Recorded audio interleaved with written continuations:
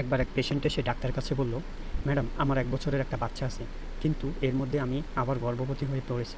সেই মুহূর্তে দুটো বাচ্চা পালন করা আমার পক্ষে সম্ভব না। তখন ডাক্তার বলল, তো আপনি কি করতে চাচ্ছেন?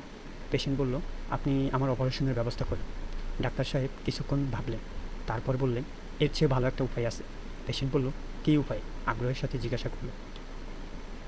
ডাক্তার বলল, আপনার প্রথম বাবুটাকে আমরা দুজনে মিলে মেরে ফেলি, কেউ কিছু জানতে পারবে না।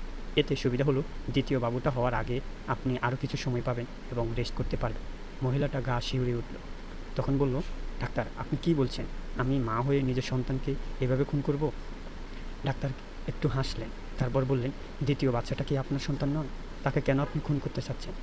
অথচ মহান আল্লাহ তাআলা পবিত্র কোরআনের সূরা আন-নামের 151 নম্বর আয়াতে বলেন, দারিদ্রতার কারণে তোমরা তোমাদের সন্তানদের হত্যা করো না। আমি তোমাদেরকে রিজিক দেই এবং আমি তাদেরকেও রিজিকের ব্যবস্থা করি। সুবহানাল্লাহ। আল্লাহ তাআলা কত মহান। এইরকম আরও ভিডিও পেতে সাবস্ক্রাইব করুন আমাদের কাশেম ইউটিউবকে।